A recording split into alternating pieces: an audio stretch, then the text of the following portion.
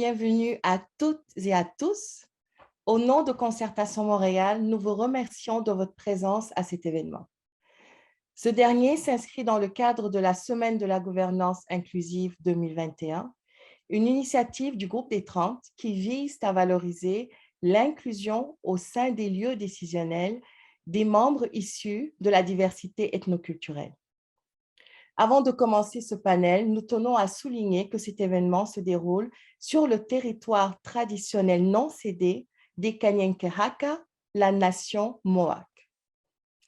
L'île appelée Montréal est connue sous le nom de Chaudièque dans la langue Mohawk et a toujours été un lieu de rassemblement et d'échange pour d'autres nations autochtones.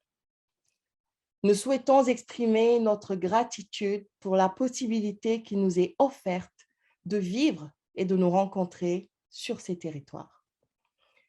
Concertation Montréal est une organisation qui a à cœur plusieurs valeurs: la justice sociale, l'équité et l'inclusion. Nous reconnaissons le travail des organisations autochtones sur nos territoires. Elles agissent pour le bien-être de leur peuple et de leur territoire. Nous vous encourageons à en apprendre davantage sur l'histoire de ces territoires et à soutenir la cause autochtone. Merci au comité d'organisation de la Semaine de la gouvernance inclusive, je cite Genya Sichahayo, Anne Mejia, Chad Walcott et Ekwe Sessi Afanu. Enfin, nous remercions l'agglomération et la ville de Montréal ainsi que le ministère de l'Immigration, de la Francisation et de l'Intégration du Québec pour leur participation financière. Nous allons sans tarder commencer ce panel dont le thème est, je le rappelle, siéger sur un CA, la diversité comme richesse. Je m'appelle Kumba, ambassadrice du groupe des 30, et pour discuter aujourd'hui, j'ai le plaisir de recevoir sur ce panel mes collègues Nada Boumefta, avocate, Alexandre Jumel, analyste principale capital risque à Investissement Québec, Marie-Christine Gentil, qui œuvre dans la médiation et programmation culturelle pour les bibliothèques publiques, Mbei Jiang, gestionnaire d'opérations chez Pratt & Whitney Canada. Et bien sûr, nous avons le grand plaisir de vous recevoir, vous, cher public, aujourd'hui. Et nous aimerions en savoir un peu plus, nous sommes curieux. Nous aimerions en savoir un peu plus sur votre engagement au niveau des CA. Alors, combien êtes-vous à siéger sur des CA, vos origines, vos centres d'intérêt? Alors, nous allons passer un sondage. Virginie va nous passer un sondage pour qu'on puisse en savoir un peu plus sur vous parce que mes collègues et moi brûlons d'impatience de mieux vous connaître. Alors, vous voyez défiler sur l'écran les sondages. Vous avez environ 10 secondes pour pouvoir répondre. Donc, votre niveau d'expérience en gouvernance.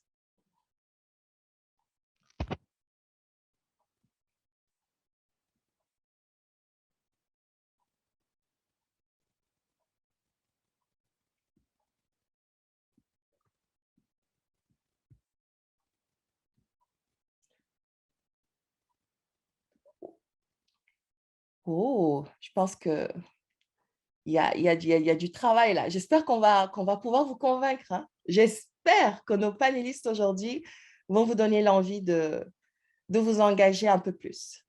Alors, on est heureux de vous recevoir. Nous allons avoir d'autres questions qui vont défiler bientôt. Donc, pour ceux qui sont déjà, qui sont présents aujourd'hui, pour quel type d'organisation vous travaillez?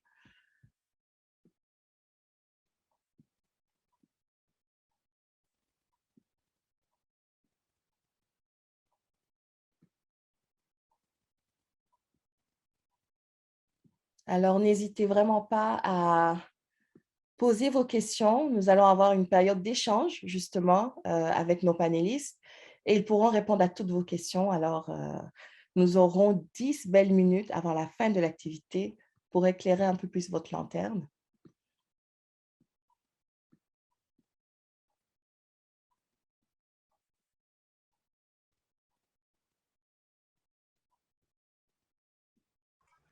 Alors, on a un petit problème technique pour partager les résultats, mais le résultat majoritaire nous dit que nous avons 38% de notre auditoire qui est dans le milieu associatif ou corporatif ou communautaire. Donc, on va poursuivre avec la prochaine question. Parfait.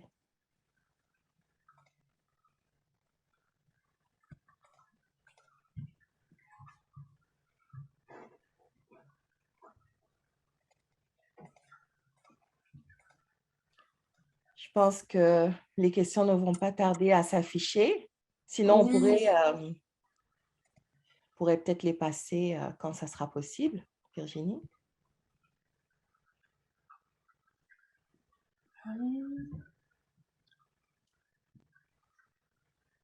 On veut tout savoir sur vous, hein. oui, donc malheureusement, on est vraiment désolé. Donc, les deux dernières questions pour la tranche d'âge et la diversité ne sont pas partageables. Il y a un petit problème avec Zoom qui nous dit erreur technique. Mais Donc on a déjà, malheureusement, ouais. On a l'essentiel, je pense. On a les deux belles questions pour qui vous travaillez. Donc ça, on a une meilleure idée. Et surtout, notre objectif aujourd'hui, en tant qu'ambassadeur du groupe des 30, c'est réellement de vous donner envie de vous engager dans les CA. Et j'espère qu'avec la diversité que nous sommes, qui s'illustre sur l'écran, nous saurons vous convaincre. Alors, n'oubliez pas de consulter notre calendrier d'activités. Là, on est à une activité, c'est le jour J, mais il y en a plein d'autres pendant toute la semaine. Et particulièrement l'activité de mentorat. On vous a concocté cette activité, mais vraiment sur mesure. N'hésitez pas à aller vous inscrire pour en savoir un peu plus sur le rôle d'administrateur et d'administratrice. Alors, j'aimerais inviter mes panélistes, n'est-ce pas, à partager leur parcours en 1 minute chacun pour qu'on sache aussi, pour que le public, à son tour, sache qui vous êtes. Alors, j'aimerais inviter Marie-Christine à ouvrir le bal. La parole est à toi. Merci Kumba. Bonjour à toutes et à tous. Merci d'être parmi nous aujourd'hui. Mon nom, c'est Marie-Christine Gentil. Je travaille à l'arrondissement de Montréal-Nord depuis 4 ans maintenant dans les bibliothèques publiques et dans le domaine culturel. Je suis quelqu'un qui a toujours aimé s'impliquer depuis l'adolescence à travers les organismes des communautés noires, mais aussi la fête des enfants pour aider toutes sortes d'implications. Et ce qui a fait que maintenant, je m'implique dans des CA et que je suis avec vous au sein du groupe des 30 pour en faire la promotion et vous encourager tous et toutes à le faire. C'est un plaisir de t'accueillir et nous allons maintenant passer la parole à notre magnifique Nada. Bonjour tout le monde, vraiment très heureuse d'être parmi vous aujourd'hui et surtout pour promouvoir l'implication plus spécifiquement dans les conseils d'administration.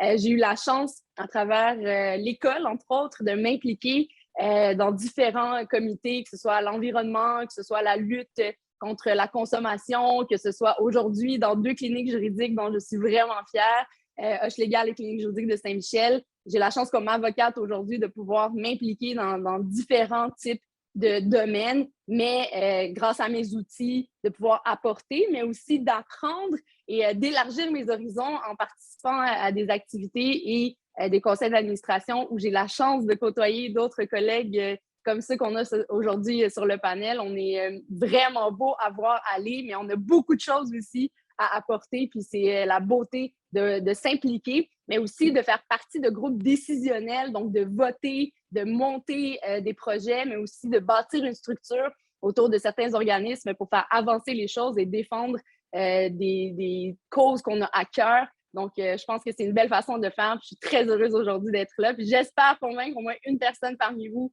de vous impliquer, que ce soit dans votre communauté ou sur d'autres niveaux. Rappelons qu'aujourd'hui, avec la connexion, on peut le faire à l'infini. Donc, j'espère que vous allez apprécier le panel aujourd'hui. Nous l'espérons aussi. Merci, Nada.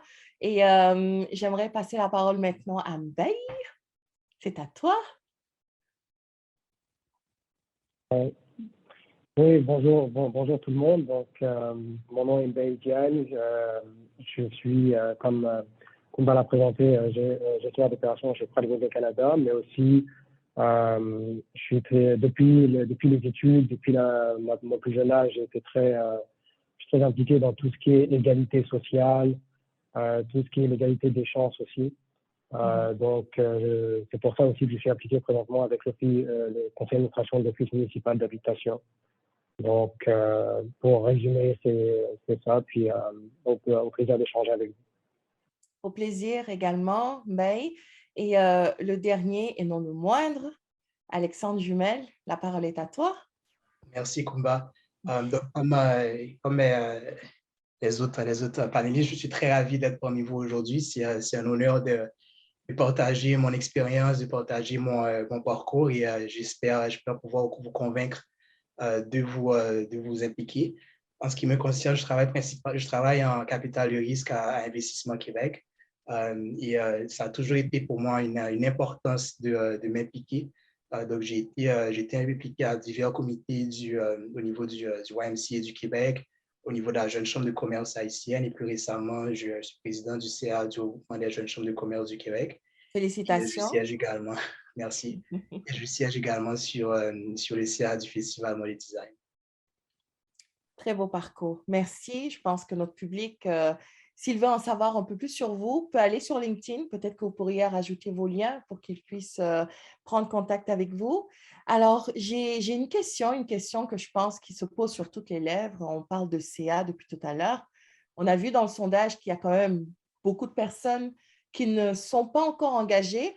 Alors, nous pourrions peut-être commencer par définir ce qu'est un CA. Dans vos propres mots, est-ce que vous pourriez nous dire ce qu'est un conseil d'administration et à quoi il sert? Alors, je vais commencer toujours par les femmes, je vais commencer par Nada. Alors, Nada, est-ce que tu pourrais nous partager ta vision de ce qu'est un conseil d'administration, un CA?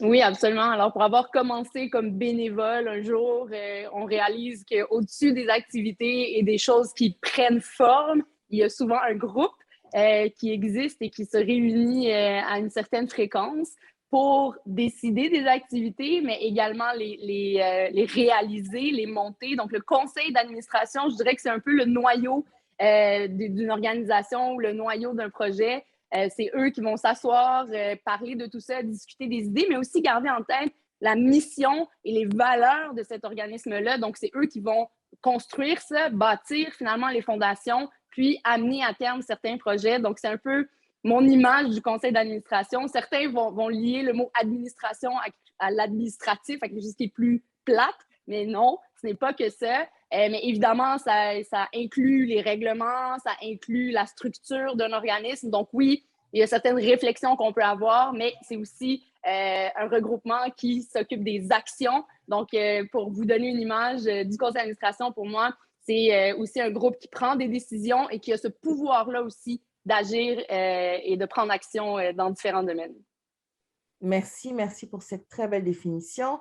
Marie-Christine, vas-y, la parole est à toi.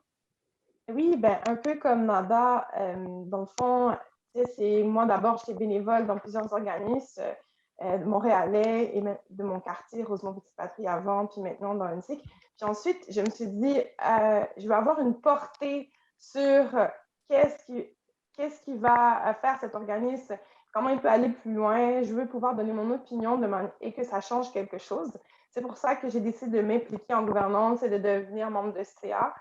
Mais sauf que, tu sais, souvent, justement, oui, il y a le rôle et les responsabilités d'un membre d'un CA, et c'est très important de les connaître et de les comprendre, mais il y a aussi cet aspect, comme dit Nada, où tu sens que ce que tu dis a un impact direct sur la vision et comment cet organisme va se projeter et comment des idées et des gens passionnés se rassemblent autour d'une table pour mener un projet qui est stimulant pour la communauté, pour nous-mêmes.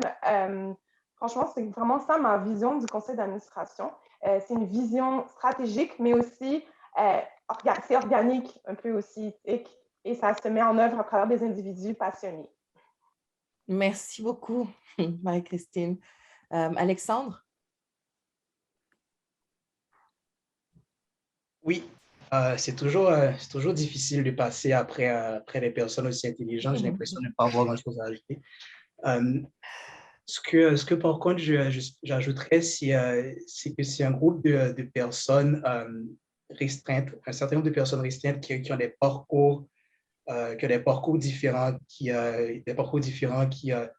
il y a une certaine diversité au sein du conseil d'administration. Chaque personne apporte une certaine valeur, ce qui permet bien entendu d'aller plus en profondeur au niveau des analyses à effectuer et aussi de pouvoir bien analyser les différents angles d'une certaine problématique en vue bien entendu d'atteindre une certaine mission, de concrétiser certains objectifs avec des valeurs communes et un désir profond de collaborer ensemble. Donc, pour reprendre un peu ce qui a été dit, j'ajouterais l'aspect d'un groupe restreint de personnes avec des parcours diversifiés. Merci, mais vraiment, il y a une multitude. On dirait que vous complétez, vous ajoutez chaque fois un élément nouveau. C'est génial, c'est génial. Alors, Mbaye, à toi l'honneur. Oui, c'est toujours plus dur d'intervenir à la fin parce que tout a déjà quasiment été dit. Mais oui, ma vision du CA est très, pour la mettre très terre à terre, pour moi, c'est comme un groupe d'individus ayant une expertise différente, venant d'horizons différents, mais qui ont un objectif commun, qui s'associent pour définir la vision stratégique d'une organisation et de s'assurer aussi que l'organisation se conforme à cette vision. Donc, c'est ma définition assez simple d'un conseil d'administration. Et l'important, c'est vraiment aussi des personnes de parcours différents. Ça, c'est le point. Parce qu'on parle de diversité, il y a aussi la différence d'expertise. Merci, tout à fait. Et je suis vraiment contente parce que je pense qu'on a démystifié quelque chose. On entend CA, conseil d'administration, siéger, donc ce n'est pas juste administratif. Hein. Dans chacune de vos définitions, j'ai entendu des hommes et des femmes, de l'humain, donc des valeurs aussi. Alors, j'aimerais savoir, dans les conseils dans lesquels vous siégez, quelles sont les valeurs qui vous ont amené à vous engager? Qu'est-ce qui a fait que vous avez choisi cette organisation en particulier? Pourriez peut-être juste pour la curiosité de notre public, décliner le nom de l'organisme en quelque sorte et juste nous dire quelles sont les 2 ou 3 valeurs qui vous ont marqué. Marie-Christine, veux-tu y aller? D'accord. Dans le fond, moi, je suis impliquée dans 2 CA. La Fondation Muntu. La Fondation Muntu, c'est un organisme qui vise à favoriser l'accès, démocratiser l'accès à la culture aux jeunes issus des communautés culturelles. Donc, ça, c'est quelque chose qui me rejoint. J'ai étudié en médiation culturelle, la démocratisation de la culture, l'accès à la culture et au savoir, c'est des choses essentielles pour moi. Donc, donner l'égalité des chances à nos enfants de s'épanouir, c'est quelque chose qui est venu me rejoindre tout de suite dans la mission de cet organisme. Et sinon, je siège aussi sur le CA de la Maison des enfants de Montréal, qui est située dans Hochelaga-Maisonneuve. Et il y a un côté justement de protection de l'enfant, de favoriser l'estime de soi et la confiance en soi chez l'enfant.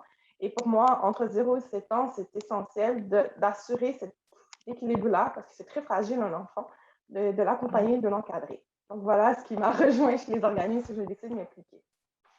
Ça me parle, ça nous parle, je pense, à tous. Mbaye, est-ce que tu aimerais partager ton sentiment par rapport à ça? Oui, tout d'abord, moi, je suis impliqué avec le conseil d'administration de l'Office municipal d'habitation. Donc, l'Office municipal d'habitation de Montréal, c'est l'organisme qui s'occupe de la gestion de tout ce qui est les logements sociaux sur l'île de Montréal.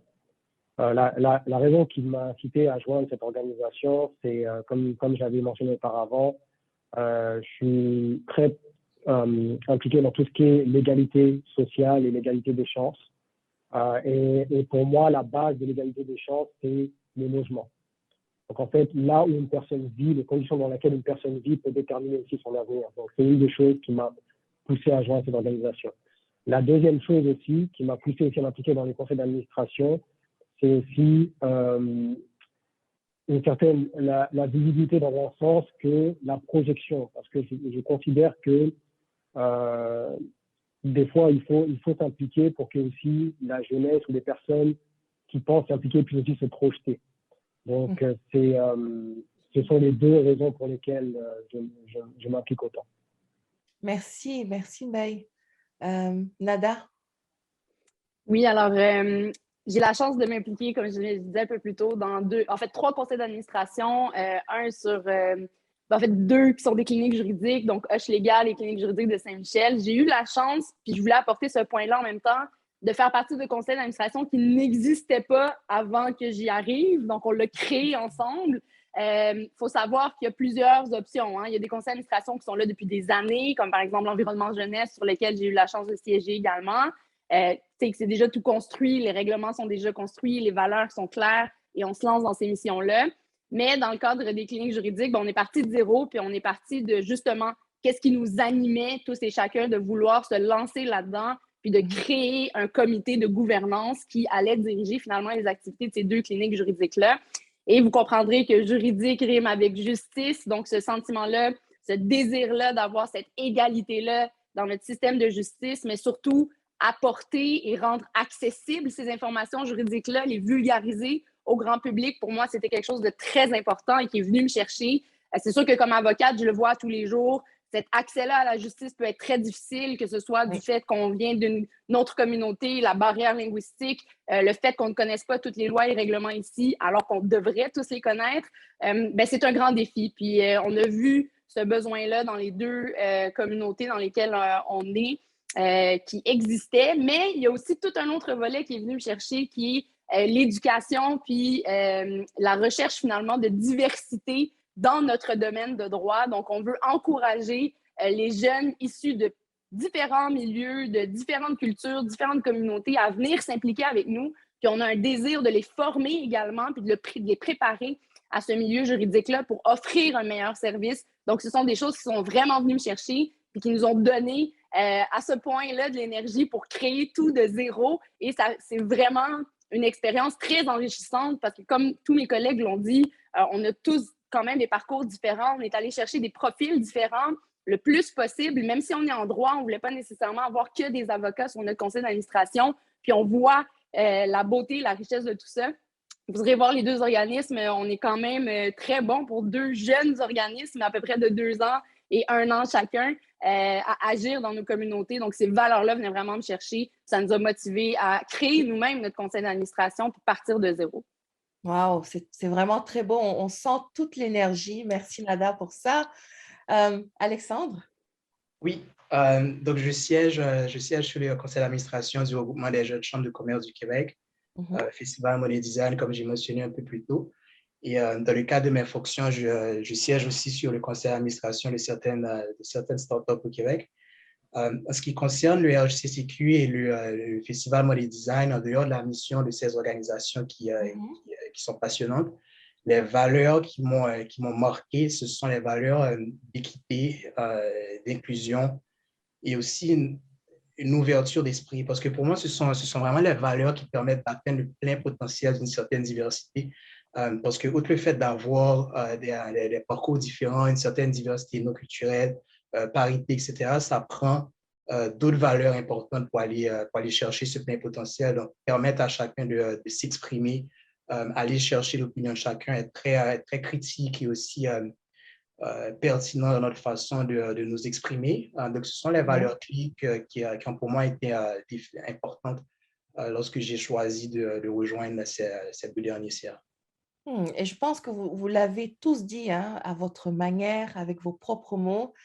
C'est vraiment pas une ligne sur un CV, c'est vraiment adhérer à des valeurs avant toute chose.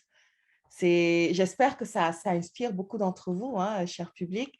Là, justement, on a entendu le mot diversité, mais j'ai envie de savoir de quelle diversité parle-t-on, parce qu'il y a plusieurs types de diversité. Je vais vous laisser, allez-y, je vais vous laisser dire c'est quoi les différentes diversités que nous avons et celles sur lesquelles on a vraiment besoin de mettre l'emphase pour qu'un CA soit riche. Nada, je te vois acquiescer avec beaucoup d'énergie. Oui. Alors, je pense que tu as envie de parler. En tout cas, ça me parle beaucoup. Puis je pense qu'on a la chance d'être dans un milieu dans une communauté, là, je parle au Québec, au Canada, qui évolue, qui désire évoluer en ce sens-là. pour encourager la diversité. On en a parlé un peu plus tôt de diversité de parcours. Donc oui, diversité, la première chose qui peut sonner à notre tête, c'est de couleur de peau, d'origine, de communauté, certes. Et ça, évidemment, on en a un très bel exemple aujourd'hui, Oui, puis j'en suis en effet. fière.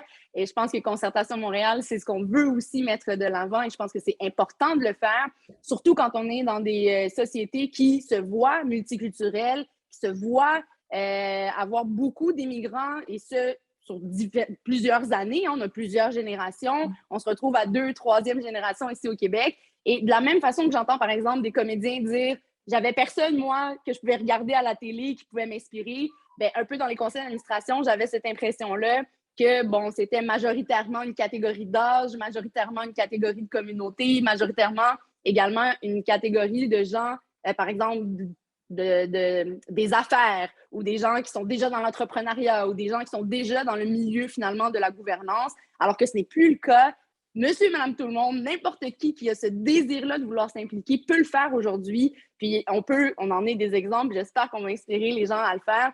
Donc, peu importe son parcours, qu'on ait été scolarisé ou pas scolarisé, qu'on ait parti de notre entreprise, qu'on ne l'ait pas fait, je pense qu'on a tous et chacun quelque chose à apporter dans cette diversité-là. Puis de le faire dans des conseils d'administration, bien, ça a un poids énorme parce qu'on le voit. Et comme je le mentionnais un peu plus tôt, dans les cliniques juridiques, bien, on n'a pas voulu aller que vers des avocats, par exemple. Et on n'a pas voulu aller que vers des avocats blancs 50 ans et plus, exemple. Alors ça, c'est l'image un peu qu'on a dans notre pratique, là, que l'avocat le plus successful, par exemple, c'est celui qui a la tête grise. Bien, on n'est plus là-dedans. Alors, c'est d'enlever un peu cette image-là puis de se lancer pour être un atout dans des choses qu'on a à cœur et qu'on veut défendre. Alors, cette diversité-là est tout autant, oui, communautaire, mais aussi de parcours. Très beau message, en tout cas. Tout le monde a sa place, chacun a sa place dans un CA. Justement, j'ai envie de demander à notre président, cette richesse-là, elle est palpable comment? Qu'est-ce qu'elle apporte, cette diversité? Bonne question. Ça permet, comme je le mentionnais un peu plus tôt, d'atteindre une certaine profondeur dans les analyses. Et en fait, je structurais ça de 3 façons. Cette diversité-là permet de bien comprendre, de bien cerner une problématique, parce que si tout le monde a un parcours différent, il n'y a pas de diversité. La définition même d'un problème, d'un enjeu, d'une opportunité peut être vue différemment. Donc déjà, à la base, en termes de compréhension de ce à quoi on fait face, cette diversité-là permet de mieux comprendre. Ensuite, deuxième aspect, en termes d'analyse des opportunités, des enjeux. Donc, cette diversité permet d'avoir justement une meilleure profondeur de ces analyses, de pouvoir comprendre, d'avoir des analyses plus exhaustives, en fait. Donc, de voir les choses de différents angles, d'aller de plus en plus en profondeur pour comprendre comment aider l'organisation à atteindre sa mission.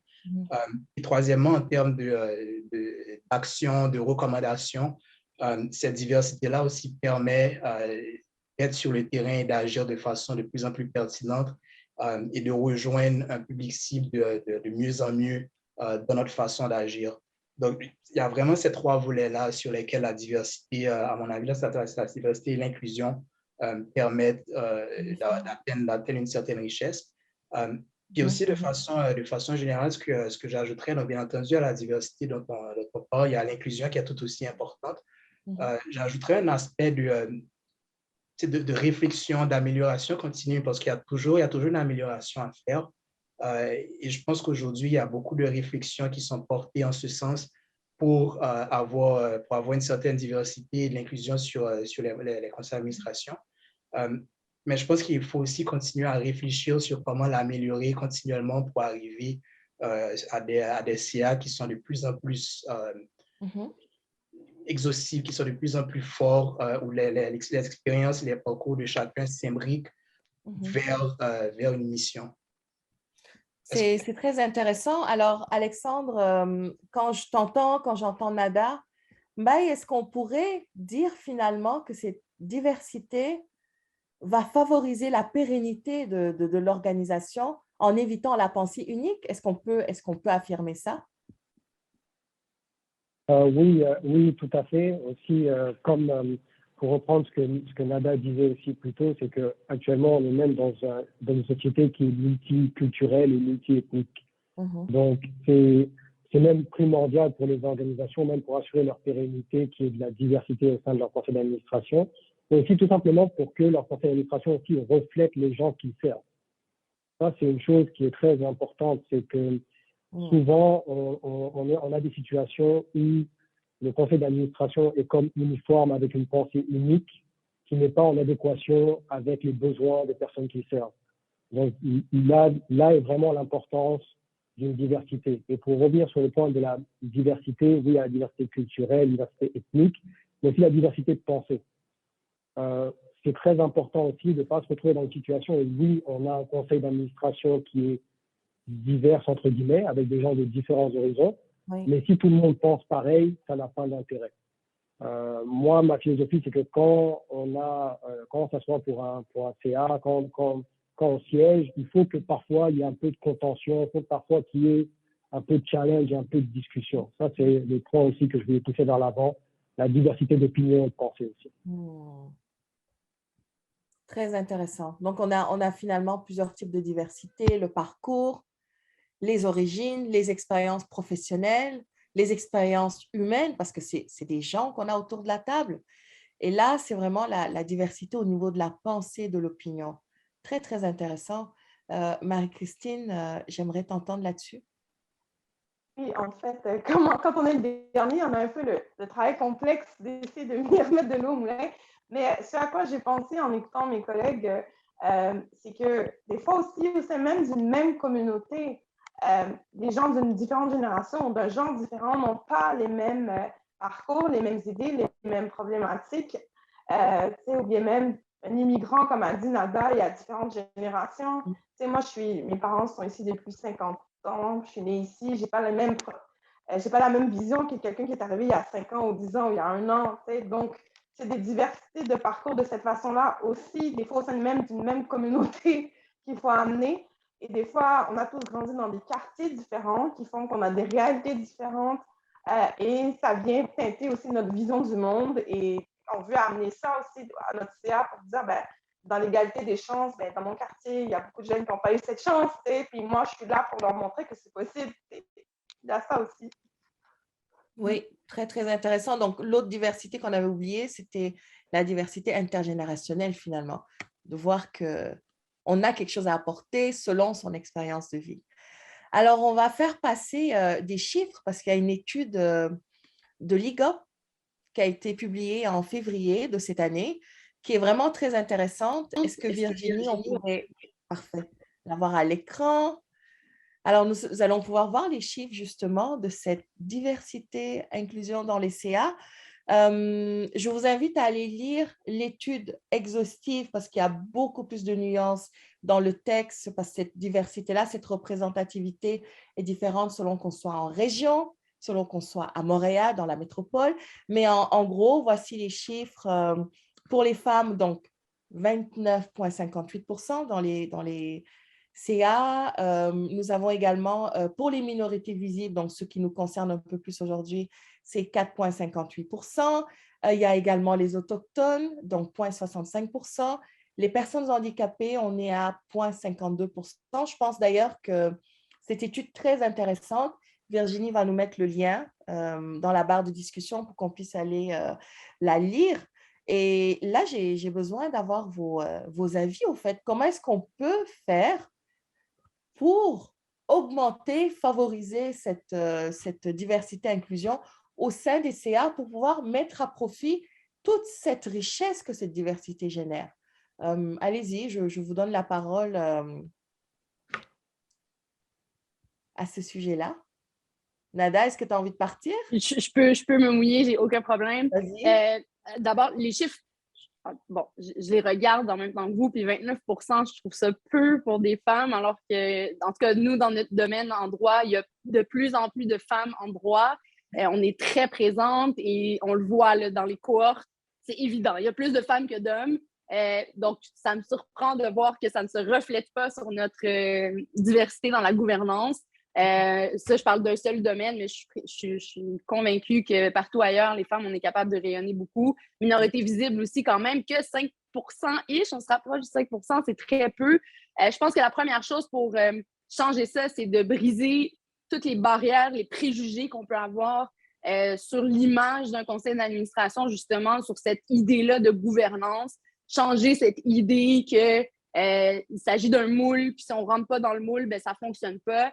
Il n'y a pas de ça. La diversité, on en a parlé depuis tout à l'heure, il n'y en a pas de moule, essentiellement. Il faut s'enlever cette idée-là. Ça vient vraiment de notre désir de vouloir s'impliquer. Je pense que ça part de là.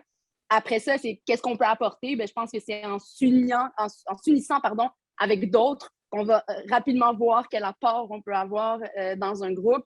Donc, faire d'abord tomber les barrières, faire comprendre qu'il n'y a pas de moule. Puis j'espère que parmi les personnes qui sont avec nous aujourd'hui, déjà, on va réussir par l'activité d'aujourd'hui à convaincre certains ou certaines de s'impliquer, de se lancer en gouvernance.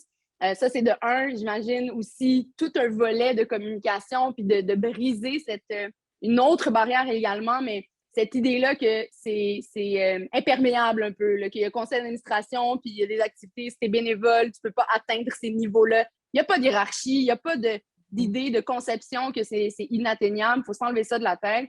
Je pense qu'en faisant la promotion, entre autres via Concertation Montréal, avec plusieurs activités, ben, c'est la façon de faire, d'encourager des gens à y aller. Puis je tiens à mentionner aussi, quand on parle de diversité de parcours, là, on l'a vu, puis en tant que femme, là, il y a des femmes qui sont mamans, il y a tu es un très bon exemple, Kumba, d'ailleurs, une entrepreneur, une maman. Alors, on est en dehors aussi de cette idée-là qu'on ne peut s'impliquer qu'à un certain âge ou à un certain moment de notre vie également. Là. Donc, on peut le faire à tout moment et peu importe ce qu'on vit dans nos vies. Je pense que si on a ce temps-là et cette énergie-là qu'on peut donner, ben, c'est quelque chose qui est atteignable.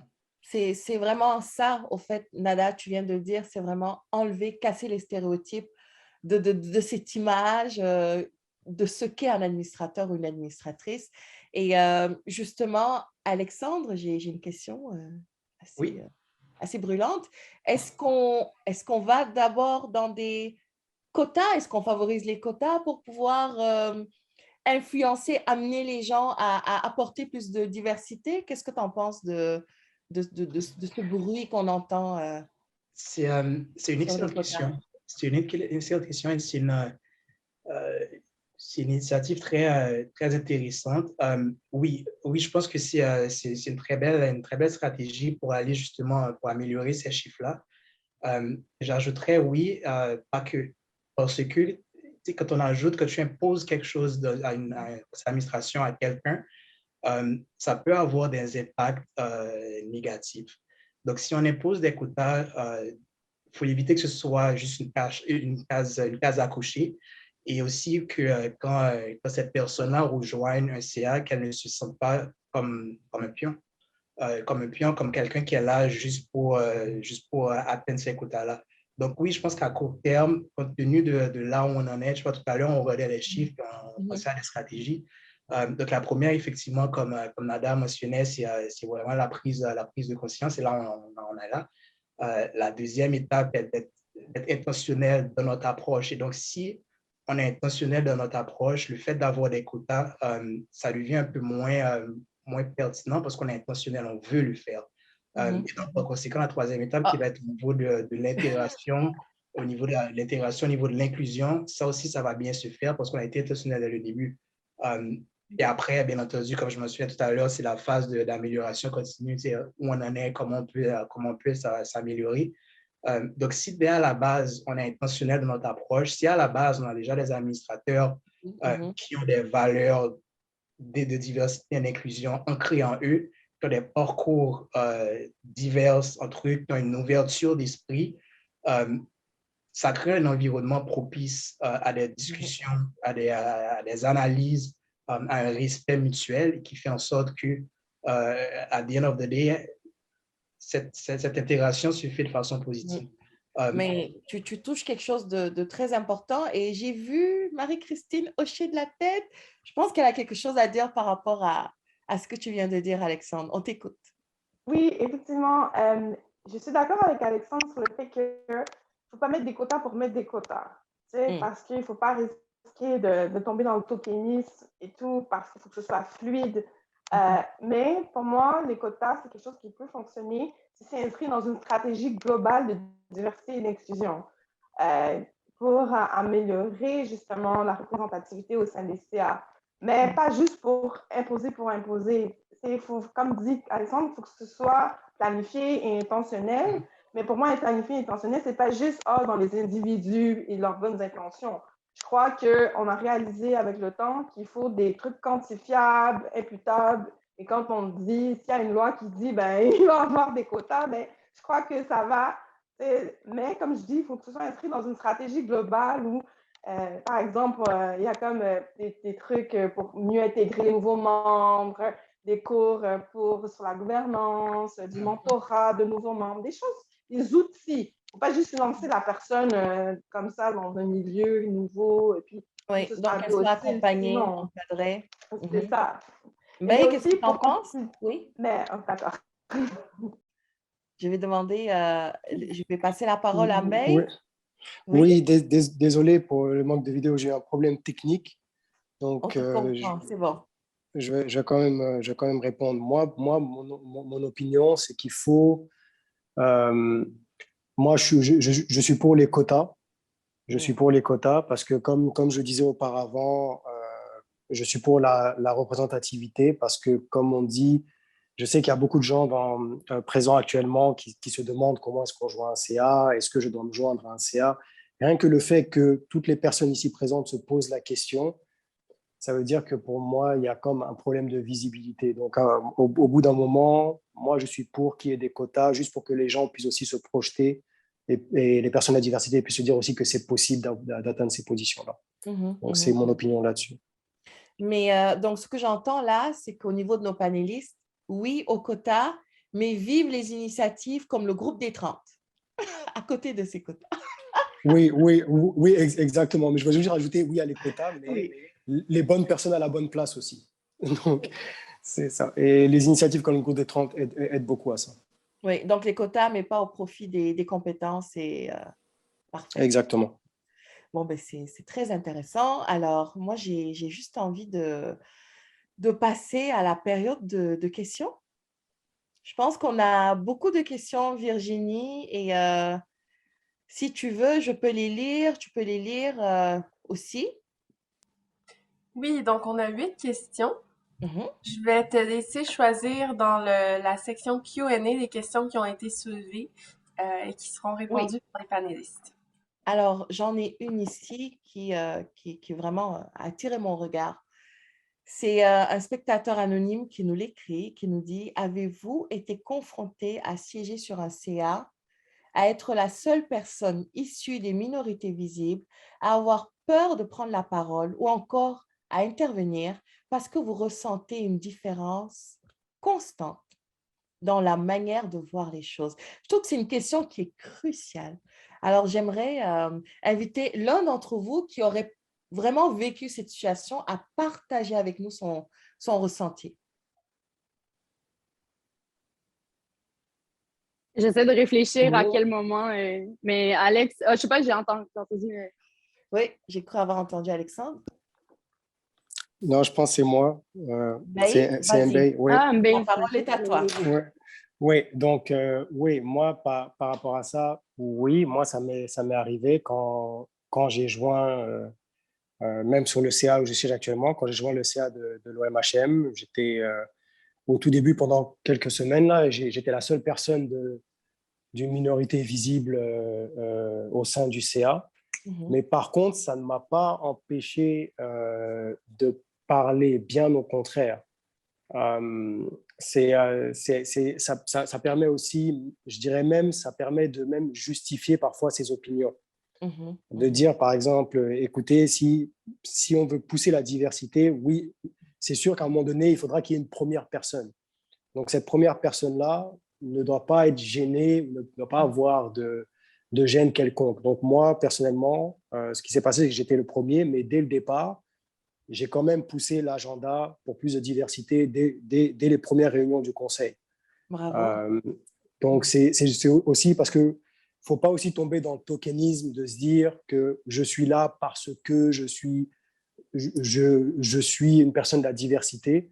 Ce qu'il faut se mettre en tête, c'est oui, je suis une personne de la diversité, oui, je suis là, et après, je suis là, je vais pousser mes idées, je vais dire ce que j'ai à dire, et puis voilà, tout ce que je veux dire, c'est qu'il ne faut pas avoir peur de ça, d'être la seule personne. Il y a toujours un premier quelque part. Donc, c'est le message que je voulais faire passer. Mais merci pour cette très belle réponse. J'ai Aubin Couché qui a une question très intéressante. Qu'est-ce qui caractérise le mieux un membre d'un conseil d'administration? Son engagement, sa compétence, son expertise ou sa volonté? En fait, un peu tout ça. C'est ça que Je j'allais pense que dire. ça fait partie, c'est un Oui. peu tout ça. Y a pas de C'est bien, choix. en fait, oui, c'est ça, exact. Il a un peu répondu à la question en fait, en la posant. Je pense que ça inclut un peu tout ça, puis ça rejoint tous les éléments de diversité dont on a parlé un peu plus tôt.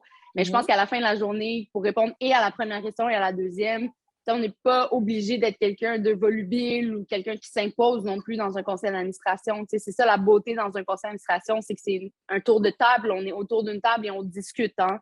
C'est pas une conférence, c'est pas quelque chose où il y a le spotlight juste sur une personne. C'est vraiment cette conception-là aussi de travail d'équipe et d'apport individuel dans ce projet commun. Donc, en ayant ça en tête, je pense qu'il y a aussi toute une idée de coercion, oui, non, je ne sais pas si ça se dit, mais de cohésion, pardon, c'est plus cohésion. Oui. Merci, Marie-Christine. De cohésion dans le conseil d'administration. Donc, c'est clair que si on sent quand on parle, on n'est pas écouté, bien, il y a peut-être une question à se poser par rapport à l'équipe avec qui on est ou l'organisme en tant que tel et les valeurs de l'organisme. Hein. Je pense qu'à la base, si tout le monde vient et s'implique sur les mêmes valeurs puis en ayant en tête les mêmes missions, bien, on avance tous ensemble puis on rame dans le même sens généralement. Mais j'ai une question. Merci Nada. J'ai une question pour Marie-Christine. Je pense que ça va t'intéresser. Il y a une personne ici qui mentionne le fait que si les gens sont peu scolarisés ou autodidactes, est-ce qu'ils ont leur place? Parce que Nada parlait tantôt de casser les barrières, briser les stéréotypes, mais justement… Juste tout à l'heure, c'est un élément de ma réponse que je voulais amener quand on parlait de diversité tout à l'heure dans les CA, et ça me permet de l'amener maintenant. Je suis très contente de cette question. Par exemple, les organismes de vos quartiers, par exemple, à Montréal-Nord, il y a Parole d'Exclus, dans Saint-Michel, il y a Maison d'Haïti, où il y a des sièges pour les usagers. Donc ça, ce n'est pas des gens qui ont nécessairement été scolarisés, c'est des gens qui ont les services de l'organisme. Donc, ils sont les mieux placés pour savoir de quoi les autres usagers ont besoin. Donc, ça, c'est une première porte. Et souvent aussi, il y a des organismes qui donnent une formation, qui accompagnent les gens qui sont moins scolarisés pour les amener à savoir comment prendre la parole en public. Donc, je crois que c'est des choses comme ça. Il ne faut pas avoir peur. Il faut juste choisir l'organisme qui convient à nos besoins, à notre style de vie, notre mode de vie. À qui nous sommes, en fait. Un organisme qui nous ressemble. Exactement. Oui, mais est-ce que tu aimerais rajouter quelque chose à ça? Non, moi, tout ce que je voulais… je pense que Marie-Christine a tout dit. Parce que même nous, avec le l'ONHM, il y a des situations où, par exemple, on doit gérer des situations de locataires qui ont certains besoins, mais qui ne savent pas parler le français, par exemple, ou qui ne savent pas… et ce que je dis, personne ne peut mieux comprendre les barrières qu'une personne, par exemple, qui n'a pas nécessairement la bonne éducation fait face que la personne qui vit la même chose. On peut toujours avoir de l'empathie, mais à un moment donné, il y a une certaine perspective qu'on ne peut pas nécessairement avoir. Donc, tous les parcours sont bons à prendre. Il ne faut pas avoir de gêne, pas avoir de complexe. Oui, donc il y a des organismes pour tout le monde et ce n'est pas parce qu'on n'a pas un billet qu'il ne faut pas s'engager. C'est bien ce qu'on est en train de dire. C'est très, très intéressant. Et en fait, j'ai plusieurs questions qui vont dans le même sens. Par exemple, Annelise qui nous demande quelles sont les démarches si on souhaite s'impliquer sur un CA. Une autre personne qui nous dit concrètement comment on fait pour siéger dans un CA. Et ça m'amène à l'avant-dernière question justement que j'ai ici. C'est si vous deviez donner une action concrète aujourd'hui à faire après ce panel pour justement devenir administrateur. Quelle serait la ou les 2 premières étapes? Alexandre, je vais te laisser ouvrir le bal pour cette question-là. Oui, merci. Première étape, je pense, c'est de bien se connaître soi-même, de connaître ce qui nous motive, nos valeurs, les différentes organisations vers lesquelles nous sommes attirés de façon instinctive, comprendre pourquoi. Première étape. Deuxième étape, c'est de trouver justement ces organisations-là qui répondent à ces missions, à ces valeurs. La troisième étape, c'est juste to go for it. Parce que la raison pour laquelle je pense que ces 2 étapes sont importantes, c'est que c'est vraiment ce qui va faire qu'une certaine expérience en gouvernance va être très positive à la fois pour soi, mais pour l'organisation également. Ce sont des activités qui, oui, peuvent prendre du temps et quand on est motivé par la mission d'une organisation, qu'on est bien entouré, ça devient moins un travail, on a envie de le faire, on a envie d'être pertinent, on a envie de collaborer avec les autres. Donc, c'est la raison pour laquelle je pense que ces 2 premières étapes-là sont pertinentes. Puis après, go for it. Effectivement, ça peut être difficile pour ceux qui n'ont pas d'expérience, qui n'ont pas de formation, où on peut avoir ce certain syndrome de l'imposteur. Et ce qu'il faut savoir aussi, c'est que bien entendu, il y a les CA, mais très souvent, il y a des comités en dessous de ces CA-là qui sont de très bonnes portes d'entrée vers les conseils d'administration et où souvent, il n'y a pas forcément de besoin en gouvernance ou une certaine expérience en gouvernance.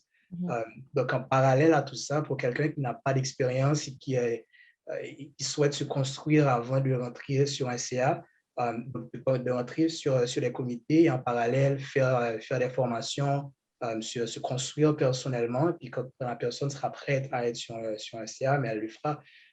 Mais je pense que les premières étapes sont vraiment de se connaître, de connaître l'organisation et d'y aller. Merci. Continuellement apprendre, changer de CA, ça se fait, c'est normal. Merci. Oui, merci. Donc, se connaître l'organisation, sauter le pas. Et si on a besoin d'un peu plus de soutien, il y a des ressources, il y a des formations. Nada? Je hochais la tête puis je faisais des oui par rapport à se lancer. Moi, ma façon de me lancer dans ce type d'affaires-là, ça a toujours été l'implication.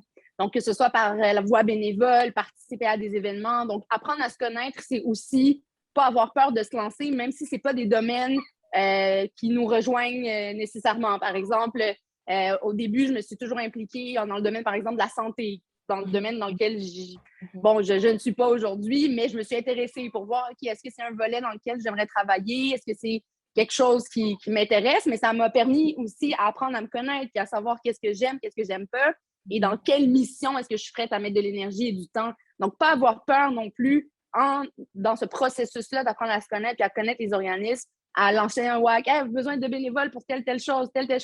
Surtout quand c'est des organismes qui existent déjà et dont on sait l'existence d'un conseil d'administration, c'est pas nécessairement au moment où on veut se lancer qu'ils ont cette demande-là ou qu'il y a un poste de libre. Oui. Mais si on s'implique via l'organisme, c'est clair que quand un poste va se libérer, quand il va y avoir des assemblées générales où on va annoncer ces postes-là, si on est déjà impliqué dans l'organisme, premièrement, on va être au courant quand ça va se libérer, puis quand on va vouloir appliquer ou postuler pour le poste, on pourra dire, écoutez, je me suis impliquée depuis tant, j'ai fait telle activité avec vous, voici qu'est-ce que j'ai vu, qu'est-ce que j'ai vécu avec vous, et voici pourquoi aujourd'hui, je pense vouloir faire partie de cette équipe-là qui prend les décisions. Donc ça peut être intéressant, l'implication. Donc, faire preuve d'initiative, aller vers les organisations, faire preuve d'audace, sauter le pas. Marie-Christine? Oui, dans le fond, moi, ce que je dirais, c'est que des fois aussi, si les gens sont intimidés de commencer petit, et oui, comme en étant bénévole dans les organisations, en regardant dans son quartier, qu'est-ce qui se fait, qu'est-ce qui correspond à nos champs d'intérêt dans notre quartier où on se sent qu'on pourrait donner un peu de notre temps. Ou des fois, si on a des enfants, moi, je sais que personnellement, je me suis impliquée d'abord au sein de l'administration de l'association de soccer de Rosemont Petite Patrie, parce que mon fils joue au soccer. C'est comme, des fois, c'est comme ça, juste pour commencer petit à petit à gagner une expérience tout doucement. Il y en a aussi, ça peut être mon père était membre du conseil d'établissement de mon école, tu sais. J'ai une amie qui est membre du CPE de son enfant. Des fois, c'est une façon tranquillement de s'impliquer, tu sais, doucement, puis on apprend plus. Donc, commencer dans des environnements, en fait, qui nous sont familiers aussi. Ça serait une belle entrée en matière. Moi, je dirais juste pour tout ce que mes collègues ont dit. Mais par contre, il y a une chose que je voudrais rajouter. Oui.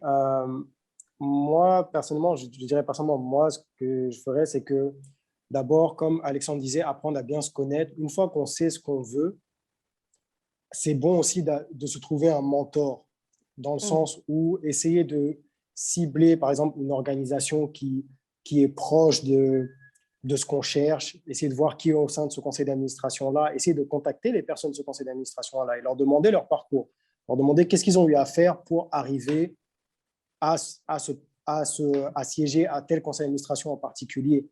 Oui. Je pense que ça, et aussi ne pas hésiter à demander à avoir des mentors aussi, ça peut vous faire gagner beaucoup de temps et ça peut vous aider à prendre les bonnes décisions aussi.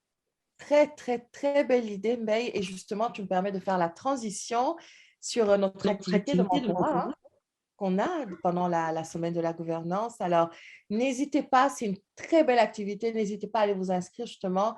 Nous allons pouvoir répondre à toutes vos questions. Mes collègues sont prêts à vous mentorer, alors n'hésitez pas. Je pense qu'on a convaincu beaucoup de gens. Il n'y a pas eu de sondage qui est passé, mais moi, je suis certaine qu'avec Nada, Alexandre, Marie-Christine et Mbaye, si on faisait un sondage demain, à mon avis, on aurait des résultats différents. Alors, merci pour votre générosité et allez sur le site de Concertation Montréal où vous allez avoir vraiment le calendrier exhaustif de toutes nos activités. Et j'ai envie de quitter, il nous reste 1 minute, j'ai envie de quitter avec une phrase.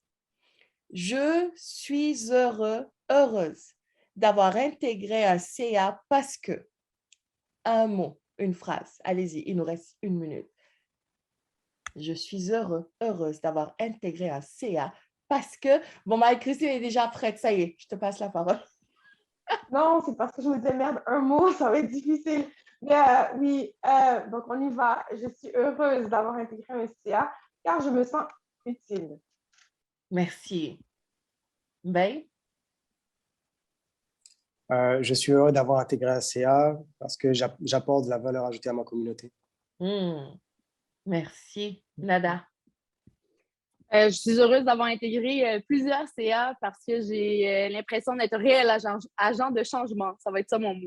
Agent de changement. Merci Nada. Et puis, pour finir, notre cher Alexandre.